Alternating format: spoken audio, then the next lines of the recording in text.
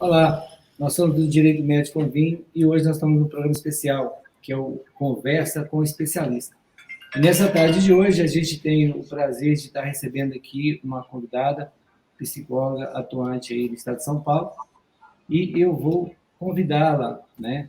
É a doutora Tainá Dias. Boa tarde, doutora. Boa tarde, é um prazer estar aqui com vocês para essa conversa super importante, né, sobre o Setembro Amarelo.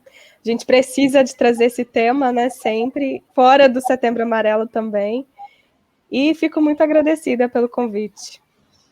A Tainá, ela é graduada na UEMG, né? Ela graduou em 2019, atua com psicologia clínica há 2 anos, com abordagem existencial. Ela é pós-graduanda em psicologia existencial, fenomenologia e humanista. Atua também com a estratégia de redução de riscos e danos no contexto de festas. Então, nesse mês dedicado à valorização da vida, de prevenção ao suicídio, a campanha do Setembro Amarelo, ela alerta, né, que agir de maneira correta nas situações em que pessoas demonstrem interesse no autoextermínio, né, a gente pode salvá-las, né? Então, procurar ajuda, pelo menos pelo meio adequado, também é uma forma de conscientizar a população. No caso de uma crise, por exemplo, as pessoas devem saber que podem acionar, seja o pronto-socorro ou um SAMU, né? O tema da campanha desse ano, ele é importante para alertar sobre a importância de ajudar o próximo, né? Às vezes, as pessoas se encontram em situação de tamanha vulnerabilidade que ela não consegue tomar ação nenhuma, né? Nessa proposta, respeito, né, e de acolhimento. É necessário entender que o que a pessoa está querendo, né, é matar, né, é a dor dela, que é insuportável. Bom, então, vamos entrar agora direto com a nossa convidada para que ela possa explanar um pouquinho da gente a respeito desse mês tão importante, né, de conscientização da população a respeito do Setembro Amarelo. Seja bem-vindo, então, doutor. Então, eu acredito que inicialmente é importante a gente contextualizar um pouquinho de como que se deu o início, né, dessa campanha do Setembro Amarelo. É uma campanha que no Brasil ela foi instituída a partir de 2015, mas ela já é uma campanha um pouquinho mais antiga, que foi estabelecida pela OMS a partir de 2003, trazendo o dia 10 de setembro como Dia Mundial da Prevenção, né, ao Suicídio. A história do Setembro Amarelo ela é super interessante também. Em 1994, um adolescente de 17 anos, chamado Mike, ele se suicidou e todos os amigos, a família, não entendiam muito bem o que eles poderiam ter feito para ajudar, por que ninguém percebeu que ele precisava de ajuda, porque ele era um rapaz bem alegre, que estava sempre disposto para ajudar todas as pessoas. Então, uma forma que eles encontraram de conscientizar as pessoas a respeito do risco, né, desse problema relacionado ao suicídio, era conscientizar as pessoas. Então, no dia que eles decidiram fazer essa campanha, né, eles trouxeram uns cartõezinhos onde tinha o desenho do Mustang amarelo, que era um carro que era super querido, né, pelo Mike, e com uma fitinha amarela eles saíram distribuindo, né, para que mais pessoas pudessem buscar ajuda, caso elas precisassem de ajuda. Então, a partir de então, eles começaram a trazer todos os anos, né, trazer esse tema para que as pessoas pudessem sempre se conscientizar do quanto é importante a gente falar sobre o suicídio. Eu acho que a maioria das pessoas traz o tema como um tabu muito grande, mas falar sobre o suicídio não incentiva o suicídio, se você fala da maneira correta. Então, aqui a gente está para poder falar da forma correta de como a gente pode acolher, de como a gente pode tratar uma pessoa que está passando por um sofrimento psíquico e que está aí, né, nesse processo de lidar com alguma dor tão grande, onde ele encontra no suicídio uma possibilidade.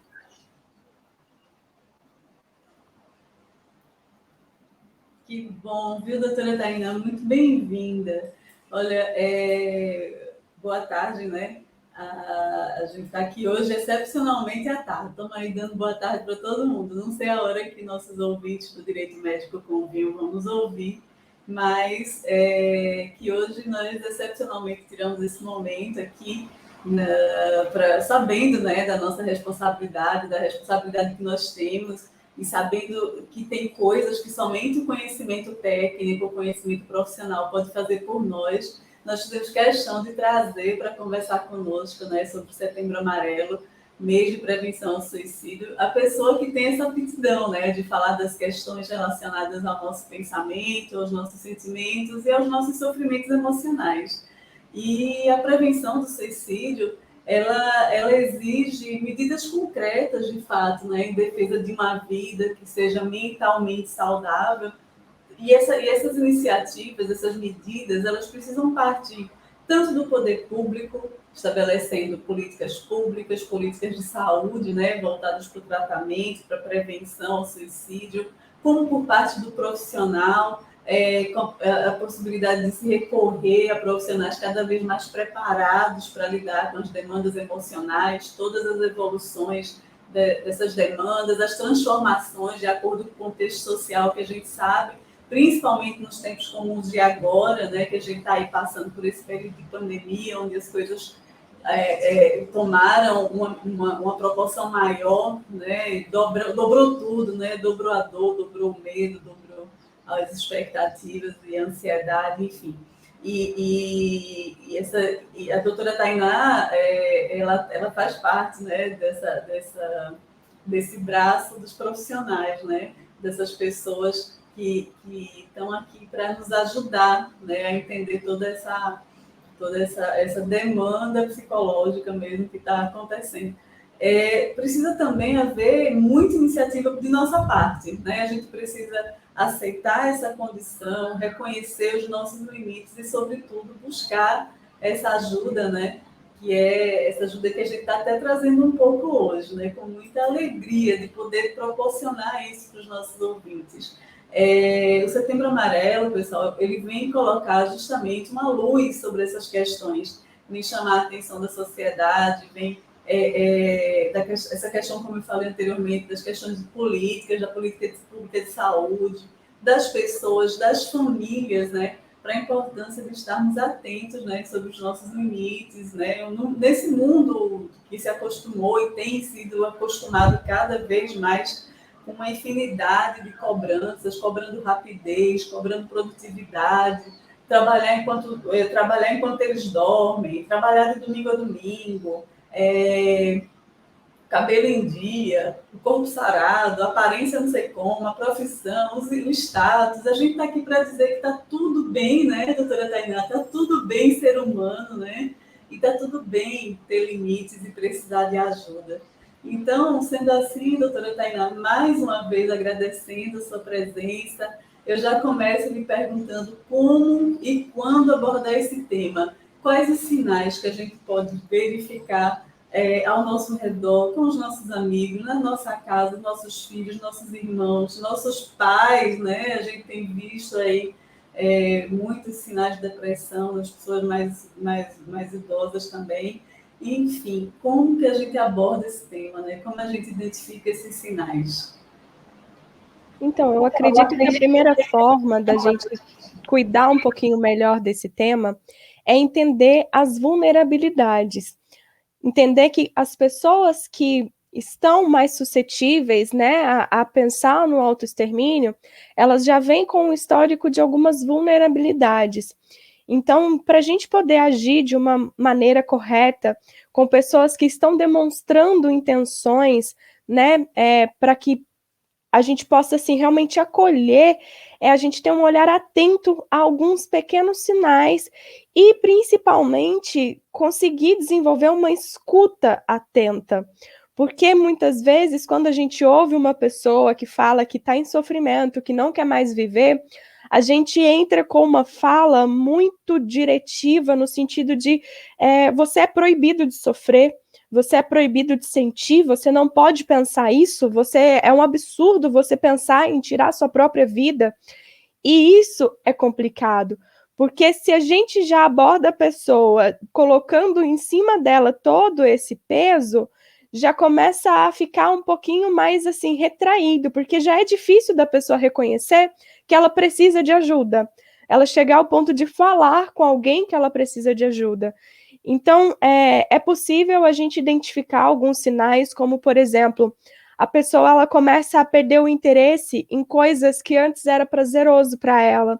Então, ela gostava de passear com o cachorro, e de repente, passear com o cachorro já não é mais prazeroso para ela. Ela gostava de ouvir música, e ouvir música também não é mais prazeroso para ela. Então, ela começa a perder o interesse em coisas que antes eram interessantes. Ela começa a demonstrar insatisfação, no geral, com a vida dela. Insatisfação com o trabalho, insatisfação com o relacionamento, insatisfação com o relacionamento com as pessoas no seu entorno.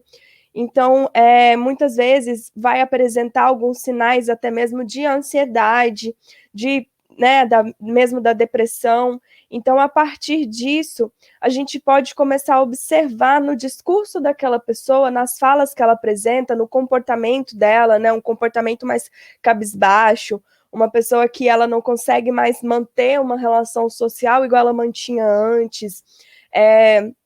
Analisar também o histórico daquela pessoa, né? O histórico familiar, se ela já teve casos de pessoas que se suicidaram, né, na família. Então, se ela já teve algum caso na família relacionado a algum tipo de transtorno mental, se ela já passou por algum tipo de internação relacionada a algum transtorno mental, se ela faz uso de medicação, que seja medicação psiquiátrica, se essa pessoa ela faz um acompanhamento terapêutico, ou se ela nunca fez um acompanhamento terapêutico, e sempre ouvir e acolher no sentido de entender a dor daquela pessoa sem querer colocar aquilo que você pensa a respeito, né, do suicídio em si, porque muitas vezes, quando você coloca a sua opinião de uma forma muito brusca, muito dura, a pessoa que está passando por um sofrimento, ela vai se retrair completamente, ela vai acabar guardando mais ainda aquele sofrimento para ela, porque ela vai se envergonhar. E quem está em sofrimento psíquico não tem que se envergonhar, tem que se orgulhar de ter conseguido chegar ao ponto de pedir ajuda, porque é um ato de coragem você conseguir pedir ajuda, chegar ao ponto desse entendimento. Então, essa abordagem mais acolhedora, mais carinhosa, ela é muito necessária nesse momento. E a doutora tinha falado justamente no começo, lá no começo da sua fala, sobre essa questão do tabu, né? De falar sobre isso, né? E agora vem falar da coragem de falar sobre isso. A gente pensa que as pessoas, não sei, eu não digo a gente aqui, né? Que a gente já tem um pouco de experiência, mas as pessoas, de forma geral, tendem a pensar que o suicídio é um susto, né? Que aconteceu. Mas não é verdade isso, né? A gente sabe que a maior parte dos suicídios, ela tem aviso prévio, sim. São diversos sinais de alerta, como a doutora bem colocou, seja verbais ou comportamentais, né?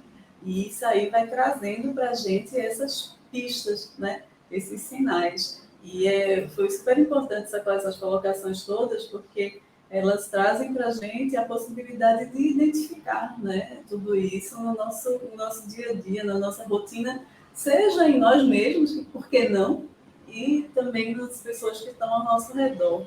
E aí, se a gente percebe esses sinais, doutora Tainá, se a gente vê que a gente tem em casa um irmão, um filho, ou no trabalho, um amigo, um familiar, enfim, o que a gente faz? Se essa pessoa demonstra a intenção de cometer suicídio, o que a gente faz a respeito disso? O que a gente pode fazer para ajudar essa pessoa?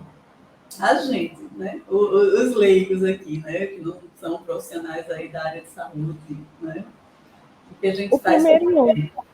Então, o primeiro passo realmente é essa acolhida, é você demonstrar que você está ali para aquela pessoa, que você está do lado dela, que você está apoiando ela, para que ela não se sinta sozinha. Ela não se sentir sozinha já é um ótimo começo, porque ela sabe que ela pode contar com alguém, ela sabe que ela está segura para poder falar sobre as dores dela com alguém. Procurar ajuda terapêutica é um passo muito importante.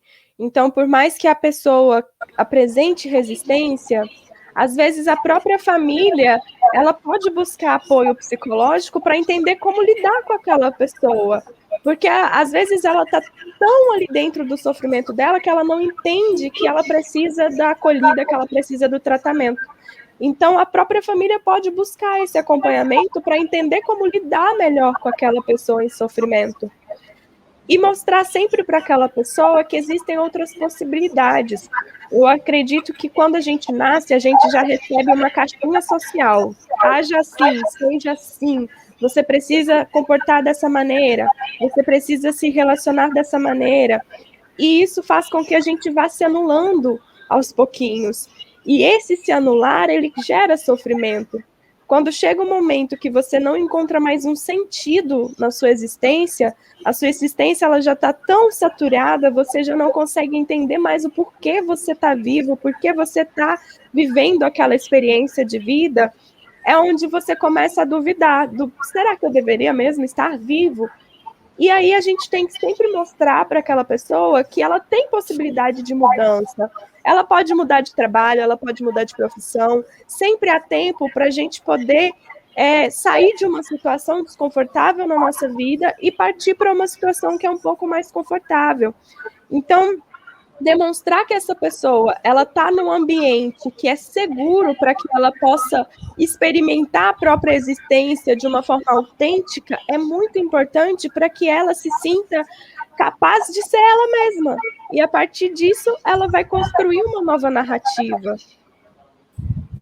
A palavra de ordem é empatia, né, doutora Tainá? Empatia, porque realmente a hora que você tem essa escuta, não precisa nem ser a escuta técnica, né? A escuta que a doutora faz, mas uma escuta empática, né? Se colocar no lugar do outro.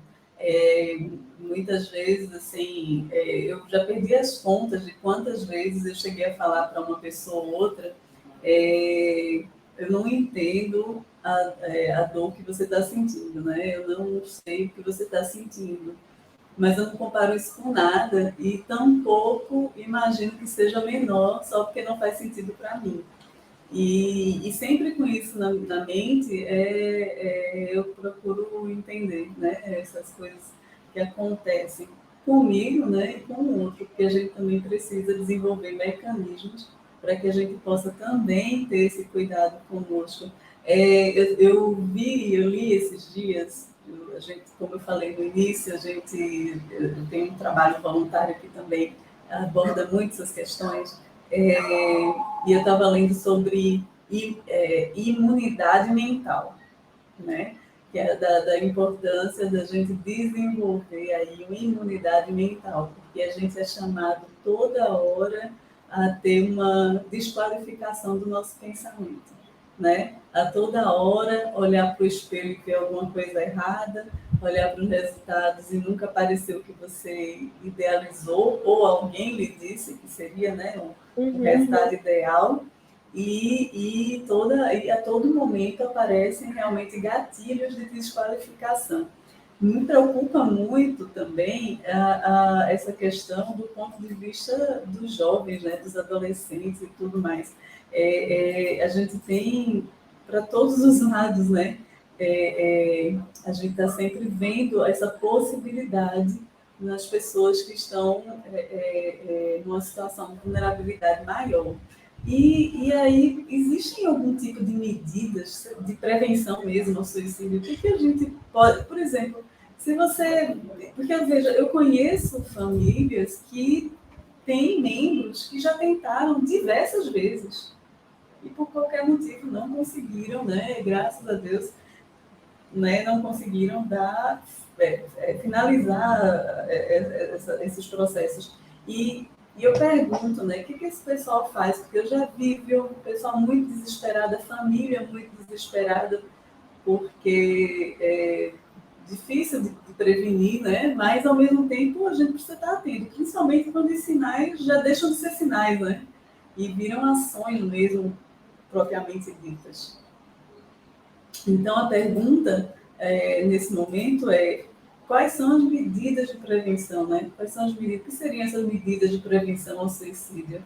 E aí eu já pergunto para a doutora, assim, de todo ponto de vista, você, também do ponto de vista da saúde pública, também do ponto de vista familiar e do ponto de vista pessoal mesmo, de quando a gente está numa situação de vulnerabilidade, atravessando um momento difícil, de depressão, de situação muito difícil, limite, né? Quando a gente está diante de algum limite e acha que tudo vai ter que acabar. Como a doutora disse, né? Quando a gente quer acabar com essa dor, o que a gente faz, o que a gente pode fazer pelo outro também. Então, partindo desse princípio, né, do que a gente deveria fazer de acordo com o poder público, ampliar as campanhas de prevenção, não só no Setembro Amarelo, mas durante todo o ano a gente tem casos de suicídio, então ampliar o acesso à saúde mental, porque, querendo ou não, a saúde mental ainda não é tão acessível para muitas pessoas, então ampliar esse acesso, fazer com que mais pessoas tenham o conhecimento de que fazer um acompanhamento terapêutico não é uma questão para quem tem algum tipo de transtorno mental. Fazer acompanhamento terapêutico é para todas as pessoas, é para você conseguir se desenvolver melhor, para você conseguir ter uma vida mais saudável, mais produtiva. E para a gente que está em casa, né, medidas de prevenção, seria a gente sempre se colocar nessa posição de abertura mesmo, de acolhimento, mostrar para as pessoas que estão ali no nosso ambiente familiar que aquele é um ambiente seguro para ela, sempre falar com as outras pessoas no sentido de a dor que você sente não diminui a minha dor e a minha dor não diminui a sua dor, porque cada um sente de uma forma diferente. Então, é importante a gente evitar, por exemplo, gatilhos. Se você sabe que existem gatilhos para que aquelas pessoas, por exemplo, que já cometeram mais de uma vez a tentativa, vamos evitar esses gatilhos, entender quais são esses gatilhos e evitar, porque assim a gente previne que aconteça novamente. Então, se você sabe que tem algumas situações que deixam aquela pessoa desconfortável, a gente vai evitar aquelas situações. Basicamente reduzir um pouco os riscos, né, daquilo, para que ela se sinta um pouco menos incomodada com a sua própria existência. Porque a pessoa que está em sofrimento, ela chega num ponto de vazio existencial tão grande, é tão assim, é como se a vida não tivesse mais significado para ela, que ela perde aquele fio, ela perde aquele momento de se conectar com a vida.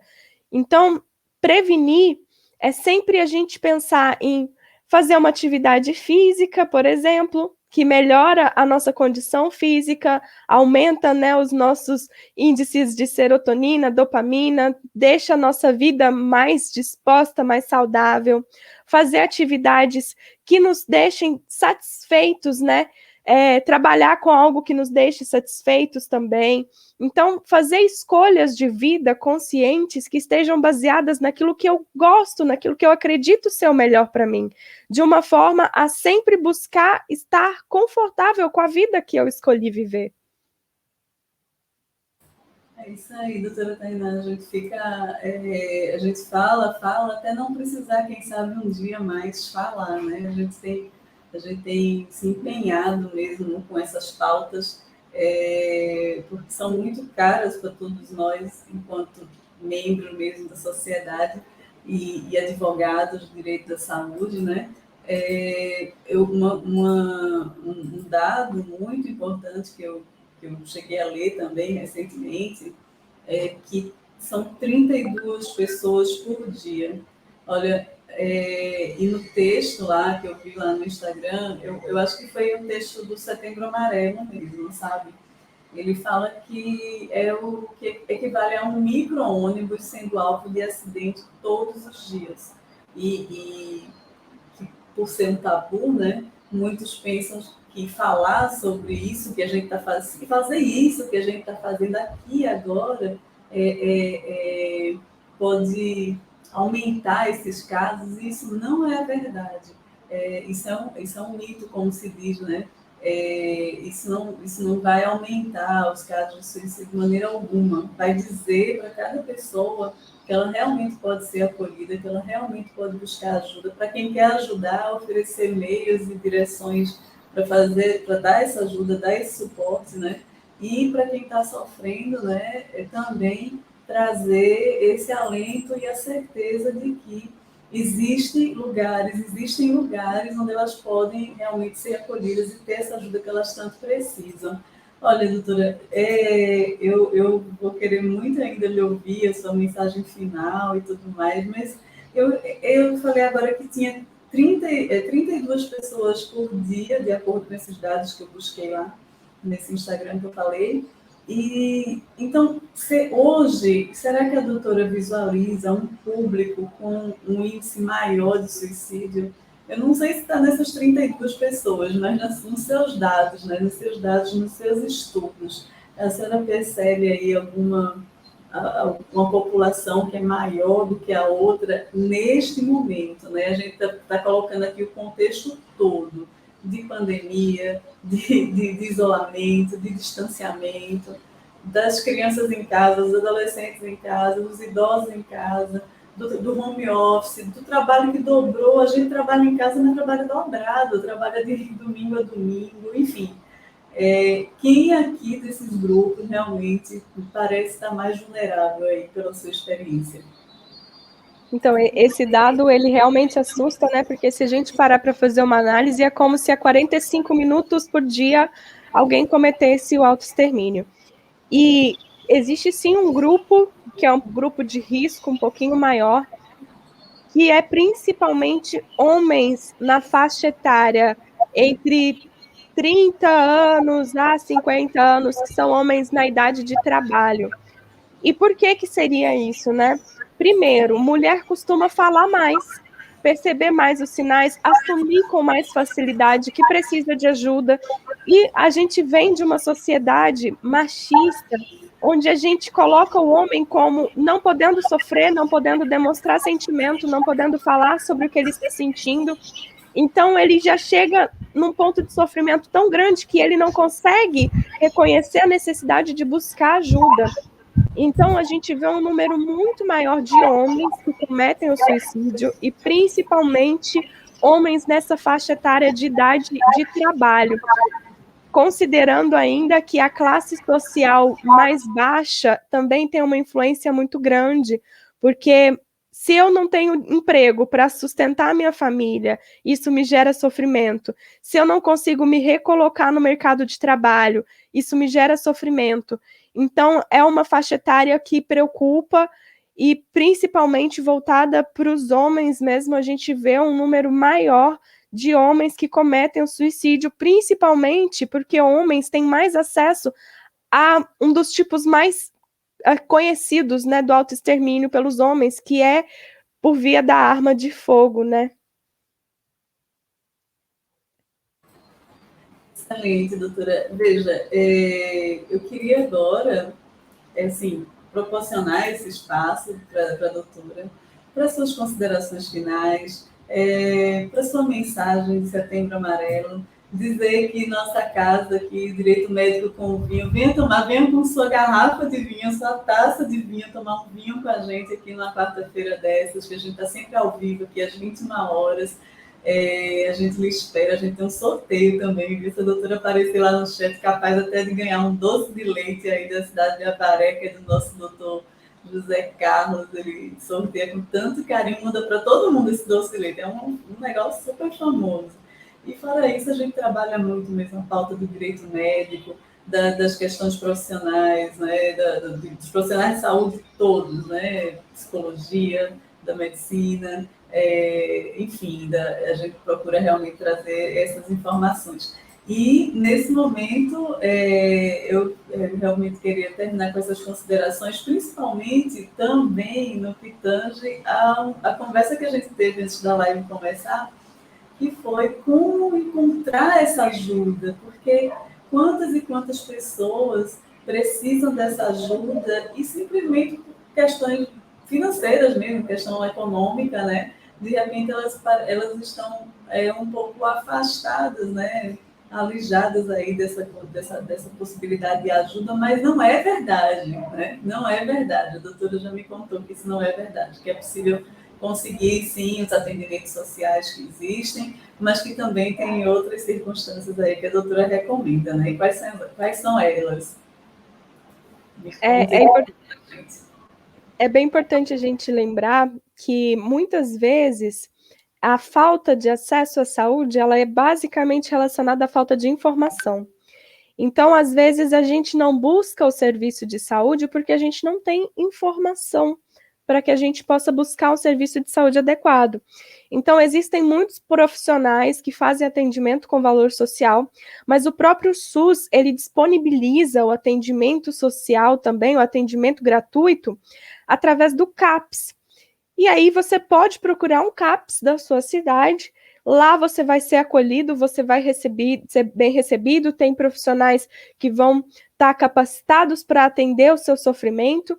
E caso você não consiga, né, esse acompanhamento ali pelo CAPS, você pode estar fazendo uma ligação gratuita para o número do CVV, que é o Centro de Valorização à Vida. É o número 188. Lá você vai conversar com uma pessoa que está preparada para te acolher, para te ouvir, para receber a sua dor, para poder te orientar aos modos como você pode acessar esses serviços públicos de saúde para poder se cuidar nesse momento. E ali você vai encontrar uma possibilidade, às vezes, assim, de falar mesmo sobre o seu sofrimento. E eu acredito que a mensagem final que a gente pode deixar é essa: fale sobre a sua dor, fale sobre o que te incomoda. Não é assim, tem muita gente que acha, eu não vou ficar reclamando da vida porque eu me torno uma pessoa chata. Não é chato. Se você tem uma reclamação, se tem algo que te incomoda, fale sobre isso, busque algum profissional para que você possa se sentir acolhido sem ser julgado naquele momento, mas é importante a gente conseguir falar. Então, toda vida importa. Eu sempre brinco que a gente, às vezes, acha que a vida é muito fácil, mas não tem alguém que falou que a vida seria fácil. A vida, ela é um desafio que a gente vence a cada dia. Então, a gente está aqui para poder descobrir a nossa própria verdade, né? Nossa própria essência, para poder conhecer o mundo, conhecer as pessoas, se relacionar com as pessoas. Nós somos seres sociáveis. Então, é importante a gente estar sempre em contato com o outro também. A pandemia nos tirou um pouquinho disso, mas é importante a gente estar sempre em contato com alguém, ter alguma pessoa de referência para que você possa buscar nos momentos de dor e de sofrimento. Então, pelo menos alguém de referência já é suficiente para que você não se sinta tão sozinho. Então, não se sinta envergonhado se você está em sofrimento. Busque ajuda, saiba reconhecer os seus limites, saiba o ponto onde você precisa de um acolhimento, que vai já te, assim, ajudar um monte na sua vida, você saber o momento correto que você não consegue mais sozinho. E quem não consegue mais sozinho, a gente está aqui para acolher vocês. Coisa boa. O doutor Elvésio, ele já colocou aí o seu Instagram, né? Deixou aí disponível para todo mundo. Colocou a informação do CVV, né? O 188. Doutora Tainá, eu vou passar a palavra para o doutor Elvésio, mas eu quero dizer antes que campanhas como o Setembro Amarelo, né? São meios importantes, pessoal, e poderosos de se colocar informação de qualidade à disposição das pessoas. Como agora, tantas informações de qualidade que a doutora Tainá trouxe para nós, e de mostrar que é possível vencer tabus, vencer a vergonha, de não se curvar ao preconceito, é possível ajudar as pessoas, é possível pensar a qualidade de vida, a qualidade mental, a imunidade mental, se defender, né, dessas questões todas que são colocadas diante de nós todos os dias. Nós precisamos nos defender disso tudo, nos firmar diante disso tudo, apesar disso tudo. E eu tirei um trecho um pedacinho do livro que chama Promoção da Vida, que foi escrito pelo Dr. Leonardo Abraão. Ele diz ali, em algum momento do livro, que cabe ao mundo reagir a essa situação. E, além de procurar explicações capazes de lançar luz sobre essa infeliz realidade que nós vivemos hoje, de 322 milhões de pessoas com depressão no mundo, um aumento de 18% de incidência da doença entre 2005 e 2015, a principal doença entre adolescentes de todas as sociedades, cabe à humanidade procurar soluções para essa grave problemática, esse fator de risco grave, né, que em relação à ocorrência dos suicídios, e muito notadamente, além desse dado que a doutora trouxe, né, nesse livro, especialmente, ele traz esse dado do meio adolescente mesmo, que está aí diante dessas telas e diante de tantas sugestões, né, enfim. Nesse Setembro Amarelo, eu desejo a todos que possamos ser porta-vozes mesmo dessa prevenção, dessa ajuda, né, que as pessoas precisam. E caso a gente não se sinta capaz, que a gente busque, né, ajuda para procurar uma solução. Né? A gente não está sozinho. A gente não está sozinho não significa só dizer que a gente tem alguém do nosso lado aqui e agora, mas que a gente pode buscar pessoas para estarem conosco nessa caminhada aí, que não é fácil para ninguém.